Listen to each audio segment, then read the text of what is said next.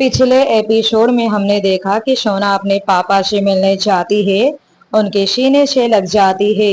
रघुवीर जी उसके सिर पर प्यार से हाथ फेरते हैं और फिर उसे खुद से दूर करके बोलते हैं, बेटा देखो तो तुमसे मिलने कौन आया है। सोना हैरानी से पीछे मुड़कर देखा तो पीछे कार्तिक खड़ा था। सोना ने अपना चेहरा उसे फेर लिया जैसे उसे जानती भी ना हो। उसने अपना चेहरा अपने पापा की ओर कर लिया। कार्तिक सोना के पास आकर उसका हाथ अपने हाथों में लेकर बोला, सोना प्लीज इस तरह मुझसे मुंह मत मोड़ो, ये मत भूलो कि हमारी सगाई हुई थी। सोना ने अपना हाथ खींचते हुए कहा, मिस्टर कार्तिक, पर अभी ये सगाई टूट चुकी है। आपके माँ बाप ने तोड़ा है और सिर्फ इसलिए कि मेरे पापा का बिजनेस डूब चुका है, वो कर्जे में डूब गए हैं। उसने अपने आंसू पोंछते हुए कहा, अब हमारे बीच कोई रिश्ता नहीं बचा है। कार्तिक ने उसे समझाने वाले टोन में कहा, मैं मानता हूँ सोना कि मेरे माँ बाप ने गलती की है, पर तुम जानती हो ना कि मैं तुमसे कितना प्यार करता हूँ।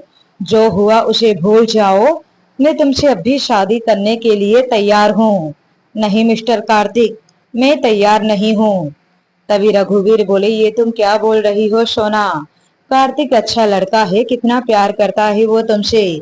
मेरी बात मानो बेटा, कार्तिक से शादी के लिए हाँ बोल दो। सोना ने कसकर अपनी आंखें बंद कर ली, कभी नहीं। वैसे भी वो कैसे हाँ कर सकती है? न जाने कितनी बार वो विक्रम के साथ फिजिकल रह चुकी है, तो वो कैसे किसी और के साथ शादी कर सकती है? वो खड़ी हुई अपने आंसू पोंछते हुए कहा, नहीं पापा, मैं अब किसी से भी शादी नहीं कर सकती। शादी से मेरा भरोसा ही उठ गया है। कहकर वो चली गई। सोना बेटा सुनो तो। रघुवीर बस बोलते ही रह गया। कार्तिक ने उन्हें समझाते हुए कहा, डोंट वरी अंकल, मैं सोना को शादी के लिए राजी करवा कर ही रहूंगा। सोना टैक्सी लेकर घर आती है, तब तक शाम हो चुकी थी। आज विक्रम घर जल्दी आ चुका था। सोना घर आती है तो देखती है विक्रम हॉल रूम में सोफे पर पीछे सिर टिकाकर पैर पर पैर चढ़ाकर बैठा हुआ है। ब्लेजर उतारकर सोफे पर साइड में फेंक दिया है। शर्ट के बाजू को फोल्ड करके बैठा हुआ है। जैसे ही सोना आती है, विक्रम ने बेहद सर्द आवाज में पूछा, कहाँ गई थी तुम? वो वो मैं सोना हकलाने लगी। विक्रम ने खड़ा होते हुए उसकी ओर कदम बढ़ाते हुए बोला, वो मैं वो के सिवाय कुछ और बोलोगी? सोना ने पूरी हिम्मत जुटाकर कहा, मैं अपने पापा से मिलने गई थी।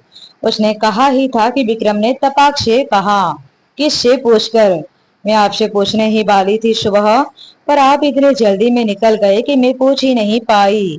विक्रम ने गुर्राते हुए कहा, तुम्हें 1000 बार कहा है, जब तक तुम मेरे पास हो अपने पापा से मिलने नहीं जाओगी, लेकिन कोई बात तुम्हारे समझ नहीं आती। उसने अपनी लाल आंखों से सोना की आंखों में झांकते हुए कहा। ये सुनकर सोना की आंखों में आंसू आ गए। उसने अपने भरे हुए आंखों से उसे देखते हुए कहा, क्यों नहीं जा सकती मैं मिस्टर विक्रम? आपको पता है उनका अभी अभी सर्जरी हुआ है। मुझे उनके साथ ही रहना चाहिए था। रह तो नहीं सकती, लेकिन देखने तो जा सकती हूँ। विक्रम ने अपने माथे पर हाथ दे दिया। ये लड़की और इसके आंसू मुझे फिर से कमजोर कर रहे हैं। उसने अपने आप से धीरे से कहा। उसने सोना के दोनों बाजू को पकड़कर उसे अपने करीब करते हुए पूछा, और वो कौन था जो वहां आया हुआ था, जिसने तुम्हारी हाथ पकड़ने की जुर्रत की? सोना ने हैरानी से कहा, आपको कैसे पता मिस्टर विक्रम, आप मुझ पर नजर रख रहे हैं? विक्रम ने उसकी बाजू से हाथ हटाया। उसे अपनी आंखें छोटी छोटी करके घूरते हुए देखा। मैं अपनी हर एक प्रॉपर्टी पर खुद नजर रखता हूँ, क्योंकि मुझे पसंद नहीं किसी और की नजर मेरी चीजों पर पड़े। सोना ने उस पर नाराज होते हुए कहा, मिस्टर विक्रम, आपको नहीं लगता कि आपको ज्यादा ही हक जता रहे हैं मुझ पर? हम दोनों में कोई रिश्ता नहीं है, समझे आप?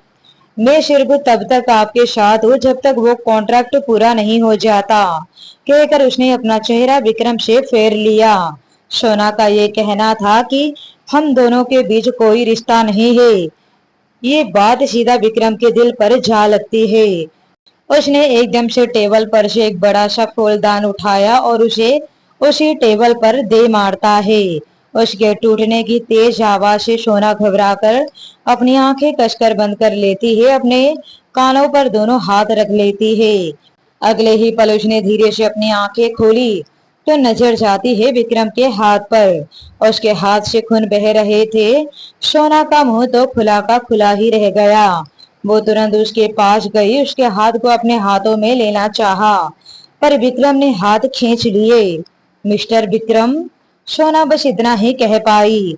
विक्रम गुस्से से भड़कते हुए अपने कमरे की ओर चला जाता है। सोना अपने सीने पर हाथ देकर, हे भगवान, मैंने ऐसा कहा ही क्यों? ये सब मेरी वजह से ही हुआ।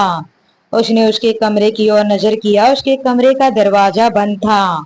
सोना हॉल रूम में ही इधर से उधर चक्कर काटने लगी। उसे काफी बेचैनी हो रही थी। वो मन ही मन, जानती हूँ मिस्टर विक्रम से मेरा कोई लेना देना नहीं है, कोई रिश्ता नहीं है हमारे बीच, फिर भी चोट होने लगी तो दर्द मुझे क्यों हुआ?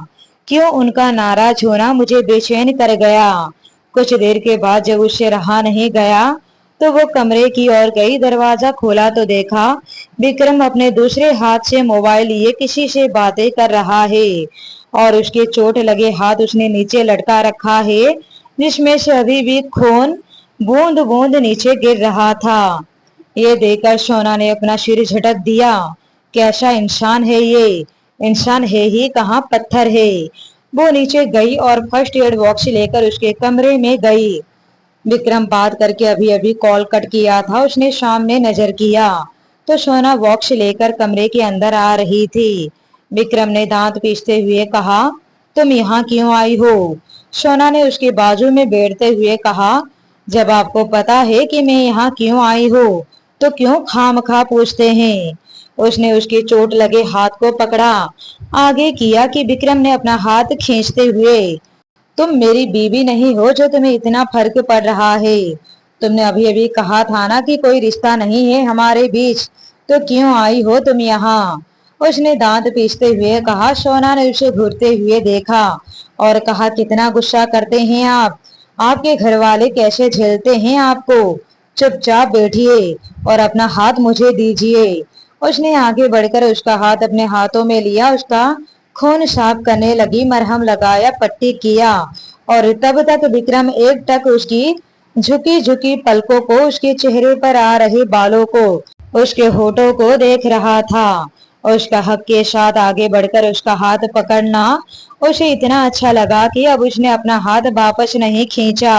सोना ने पट्टी करके खड़ी हुई और कहा, मैं आपके लिए खाना लेकर आती हूँ। वो गई और जल्दी ही एक प्लेट में खाना लेकर आई।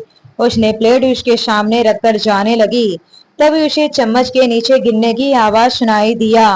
सोना पीछे मुड़कर देखी तो विक्रम झुककर उस चम्मच को उठा रहा था। उसे चम्मच पकड़ा भी नहीं जा रहा था। उसने बड़ी मुश्किल से खाने की कोशिश की तो सोना फिर से आकर उसके बाजू में बैठते हुए बोली, लाइए चम्मच मुझे दीजिए, मैं आपको खिला देती हूँ। कहकर उसने उसके हाथ से चम्मच ले लिया और उसे खिलाने लगी। अब जाकर विक्रम का गुस्सा पूरी तरह शांत हुआ। उसे खिलाकर सोना प्लेट उठाई जाने लगी कि विक्रम ने उसका हाथ पकड़ लिया। उसने उसे खुद के करीब किया, अपने गोद में बिठाते हुए बोला, सॉरी, मुझे तुम पर इतना गुस्सा नहीं करना चाहिए था। उसने यहाँ वहां नजर घुमाते हुए कहा, जब आप नजर मिलाकर सॉरी कह नहीं सकते तो क्यों सॉरी बोलते हैं? वो उसकी गोद से उठी और चली गई। विक्रम अपने बालों में हाथ फेरने लगा। उसने अपनी जिंदगी में पहली बार किसी से सॉरी कहा था। सोना दूसरे कमरे में गई, कपड़े बदलकर सो गई। जब काफी देर तक सोना कमरे में नहीं आई तो विक्रम अपने कमरे से बाहर निकला। दूसरे कमरे में जाकर एक एक कमरे का दरवाजा खोलकर देखने लगा। एक कमरे में सोना उसे तकिए को अपने सीने से लगाकर सोती हुई नजर आती है। विक्रम उस कमरे में गया, उसके चेहरे को गौर से देखते हुए, सच में तुम्हें मेरे बिना कोई फर्क नहीं पड़ता, पर मुझे पड़ता है। उसने उस तकिए को उसके बाहों के घेरे से निकाल फेंका और खुद उसकी बाजू में लेटकर उसे अपने करीब खींच लिया। उसे बाहों में लेकर सो गया। अगले दिन सुबह सोना उठी तो देखा 9 बज चुके थे। वो जल्दी से बेड पर उठकर बैठी। उसे एहसास हुआ जैसे रात को विक्रम उसके पास ही था। उसके चेहरे पर अपने आप ही मुस्कुराहट आ गई। विक्रम के लिए जो अपनापन, जो फीलिंग वो अंदर ही अंदर महसूस कर रही थी, वो उसने आज तक किसी और के लिए महसूस नहीं किया था। उसने अपना सिर झटक दिया और अपने आप से, क्यों मैं उसके बारे में इतना सोच रही हूँ, जिसे आज नहीं तो कल छोड़कर जाना ही है। हम दोनों के बीच सिर्फ एक कॉन्ट्रैक्ट है, कोई रिश्ता नहीं। वो उठकर वॉशरूम चली गई। कुछ देर के बाद वो रेडी होकर कमरे से निकली। उसने एक ग्रीन कलर का चूड़ीदार सूट पहना हुआ था। अपने स्ट्रेट खुले बालों को एक साइड कंधे पर किया हुआ था। अपना दुपट्टा दूसरे साइड कंधे पर रखा हुआ था। उसकी परफेक्ट बॉडी फिगर, उसके रेशम जैसे स्ट्रेट बाल, उसकी बड़ी बड़ी आंखें, गुलाबी नर्म होठ, उसका रंग किसी दुश्मन को भी अपना दीवाना बनाने के लिए काफी था। हॉल रूम में विक्रम इधर से उधर चक्कर काटते हुए किसी से फोन पर बात कर रहा था। जब उसकी नजर सोना पर गई तो वो उसे देखता ही रह गया। सामने से हेलो हेलो की आवाज आ रही थी, लेकिन विक्रम का ध्यान तो सिर्फ सोना पर ही था। उसने कॉल कट कर दिया और सोना की ओर कदम बढ़ा दिया। सोना भी उसे ही देखते हुए उसकी तरफ बढ़ रही थी। दोनों करीब हुए तो विक्रम उसके कमर पर हाथ देकर उसे खुद के करीब खींच लिया। सोना उसकी आंखों में देखने लगी। विक्रम की आंखों में इस वक्त एक अलग ही जुनून नजर आ रहा था। सोना की धड़कन बढ़ गई। उसने उसके सीने पर हाथ देकर उसे खुद से दूर करने की कोशिश करने लगी, पर इन सब में विक्रम को रत्ती भर का फर्क नहीं पड़ रहा था। सोना ने अपनी अटकती आवाज में कहा, मुझे आपसे कुछ बात करनी है। ये सुनते ही विक्रम ने अपनी एक आईब्रो ऊपर उठाते हुए पहले तो उसे घूरा, फिर उसे छोड़ दिया और गुस्से से चेहरा फेर लिया। मैं बताऊं तुम्हारा वो बात क्या है?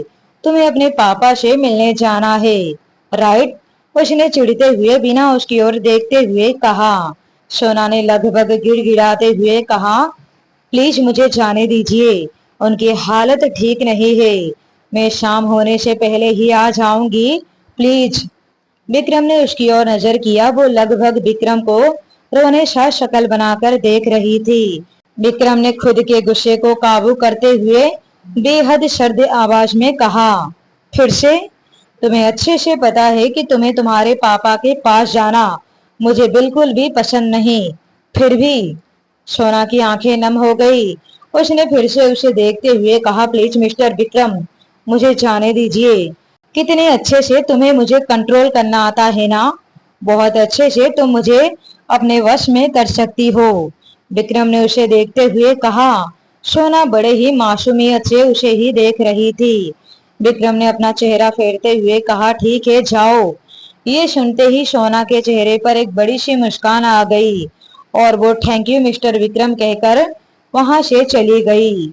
उसके जाते ही विक्रम ने किसी को कॉल लगाया, सोना का पीछा करो और मुझे उसकी पल पल की खबर चाहिए, खास करके वो लड़का। अगर वो फिर से सोना से मिलने आता है तो, कहकर उसने कॉल कट कर दिया और पास के टेबल पर अपना फोन फेंक दिया। आज विक्रम ऑफिस नहीं गया था। वो हॉल रूम में बैठकर किसी गहरी सोच में डूबा हुआ था। यहाँ सोना अपने घर आती है तो देखती है उसके पापा लगभग सदमे में ही थे। क्या हुआ पापा, आप ठीक तो हैं? आप ऐसे बैठे क्यों हैं? आराम से लेट जाइए। नहीं बेटा, अब तो सड़क पर बैठने के दिन आ गए, रघुवीर ने अपने सिर पर हाथ देते हुए कहा। सोना ने हैरानी से उन्हें देखते हुए कहा, क्या हुआ पापा, आप ऐसे क्यों बोल रहे हैं? तो और क्या बोलूं बेटा, ये देखो नीलामी की नोटिस। हमने जो ये बंगला कपाड़िया के पास गिरवी रखा था वो अब इसे नीलाम करने पर तुला हुआ है। हम उसे वक्त पर पैसा लौटा भी तो नहीं पाए। सोना ने हैरानी से उस नोटिस को हाथों में लेकर पढ़ने लगी। पापा, 1 करोड़ रुपए, इतनी बड़ी रकम हम कहाँ से लाएंगे? इसमें तो अगले महीने की नीलामी की डेट है, क्या करेंगे हम? रघुवीर ने दांत पीसते हुए कहा, हमारी बर्बादी का जिम्मेदार एक ही शख्स है बेटा, उसने ही हमें बर्बाद किया है, मुझे आसमान से उतारकर जमीन पर पटक दिया है। सोना की आंखों से आंसू बहने लगे। पापा इस वक्त हम क्या करेंगे? ये बंगला भी चला गया तो हम कहाँ जाएंगे रहने? कहाँ से आएंगे इतने पैसे? तभी उनके पीछे की ओर से आवाज आती है, यहाँ से आएंगे। दोनों उस ओर देखते हैं तो पीछे कार्तिक खड़ा था। उसने उनकी ओर कदम बढ़ाते हुए कहा, अगर आप दोनों को लगता है कि मैं आप दोनों को सड़क पर बैठने दे सकता हूँ तो आप दोनों ही गलत हो। मैं ऐसा कभी नहीं होने दूंगा। ये नीलामी मैं नहीं होने दूंगा। मैं भरूंगा ये 1 करोड़ रुपए। आप लोग खामखा चिंता कर रहे हैं। जब तक कार्तिक है आप लोगों को चिंता करने की जरूरत ही नहीं है। रघुवीर और सोना एक दूसरे को देखने लगे।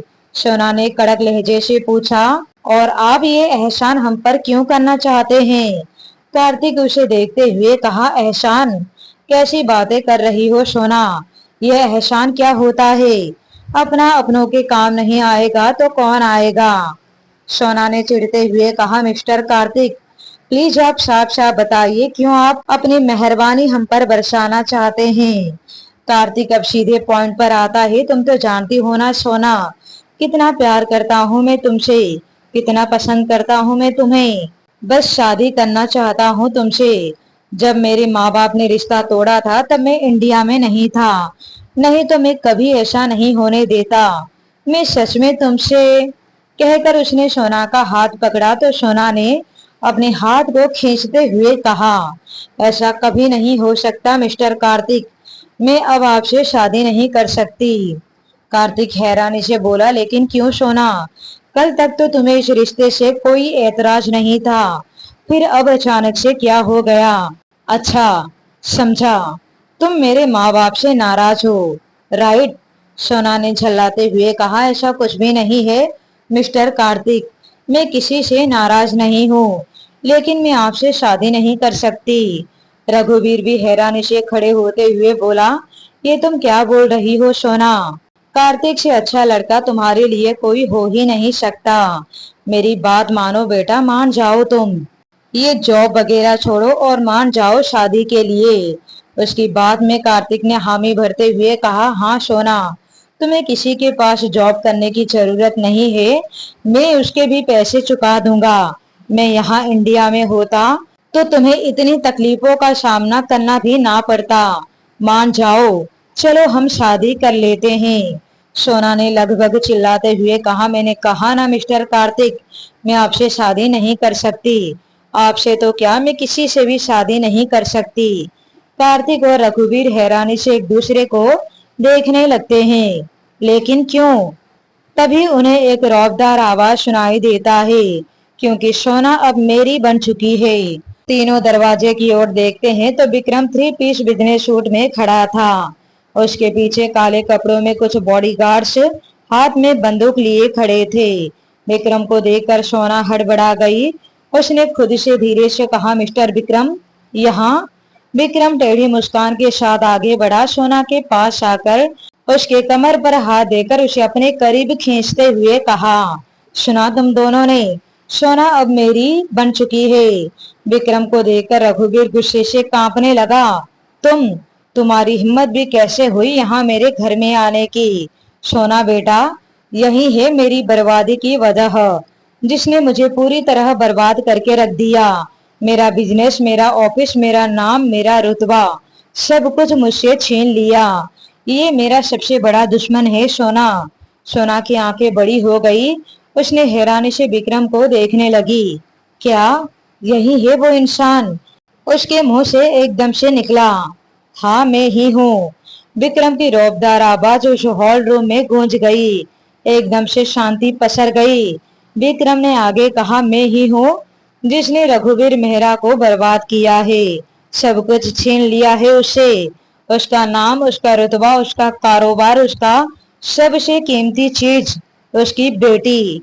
ये सुनकर रघुवीर और कार्तिक दोनों की आंखें बड़ी हो गई। सोना की आंखों से आंसू बह गए। उसने अपनी नजरें झुका ली। विक्रम ने सोना के कमर पर अपनी पकड़ कसते हुए कहा, मैंने तुम्हारी सबसे कीमती चीज, तुम्हारी बेटी को भी तुमसे छीन लिया है रघुवीर, और इसकी वजह भी तुम ही हो। सोना ने तुम्हारी जान बचाने के लिए खुद को मेरे हवाले किया है। अब सोना मेरी है। उसे शादी करना तो दूर, उसकी तरफ आंख उठाकर भी कोई नहीं देख सकता। उसने कार्तिक को देखकर दांत पीसते हुए कहा। कार्तिक ने अटकती आवाज में कहा, देखिए मिस्टर ओबरॉय, सोना ने जो भी कीमत लिया है आपसे, मैं चुकाने के लिए तैयार हूँ। आप सोना को इन सब में शामिल मत कीजिए प्लीज। आपको रघुवीर से दुश्मनी है, आप उसके साथ जो कुछ भी करना चाहते हैं कीजिए, पर मैं सोना से। विक्रम ने सोना को छोड़ा, कार्तिक की ओर बढ़ा। कार्तिक पीछे कदम लेने लगा। विक्रम ने उसे कॉलर से पकड़कर खुद के करीब करते हुए बोला, सोना से मैं प्यार करता हूँ, समझा तू? कार्तिक ने थूक निकलते हुए हाँ में अपना सिर हिला दिया। आज के बाद तेरी गंदी जुबान पर सोना का नाम भी आया तो तेरे चीथड़े उड़ा दूंगा, समझा? कार्तिक जल्दी से हाँ में अपना सिर हिला देता है। विक्रम ने उसे छोड़ा, रघुवीर की ओर मुड़ा। रघुवीर उसे ही खा जाने वाली नजरों से उसकी आंखों में आंखें डालकर देख रहा था। विक्रम ने बेहद सर्द आवाज में कहा, तुम्हारी बेटी के साथ मैं बेड शेयर कर चुका हूँ, अब तुम्हारा सिर उठाकर खड़े रहना तो नहीं बनता। वो उसका मजाक उड़ाने वाले लहजे में कहा। रघुवीर ने सिर झुका लिया और जमीन को घूरने लगा। उसने कभी सोचा नहीं था कि उसकी बेटी उसके सबसे बड़े दुश्मन के हाथों खुद को सौंप देगी। ये उसके लिए मिट्टी में मिल जाने जैसी बात हुई। सोना अपने पापा का सिर विक्रम के सामने झुकता हुआ देखकर उसकी आंखों में आंसू भर आए। वो बेहद नफरत से विक्रम को देख रही थी। विक्रम मुड़ा, सोना के पास आकर उसका हाथ पकड़कर कहा, चलो मेरे साथ। सोना ने उसका हाथ झटक दिया। नहीं, मैं आपके साथ कहीं नहीं जाऊंगी, कभी नहीं। विक्रम उसे घूरते हुए देखा। सोना, ये मत भूलो कि हमारे बीच एक कॉन्ट्रैक्ट हुई है, तुम मुझसे चाहकर भी दूर नहीं जा सकती। उसने फिर से उसका हाथ पकड़ा तो सोना ने हाथ झटक कर कहा, नहीं, मैं कभी आपके साथ नहीं जाऊंगी। आप एक घटिया टाइप के इंसान है, आपको जो करना है कीजिए, पर मैं आपके साथ नहीं जाऊंगी। सोना ने बेहद नफरत से उसे देखते हुए कहा। विक्रम दांत पीसते हुए पूछा, आखिरी बार पूछ रहा हूँ, तुम आ रही हो या नहीं? सोना ने ना में अपना सिर हिलाते हुए कहा, कभी नहीं। विक्रम एकदम से उसे अपने कंधे पर उठाया और बाहर ले जाने लगा। सोना उसके कंधे पर मुक्कों की बरसात कर रही थी। छोड़िए मुझे, मुझे आपके साथ नहीं जाना।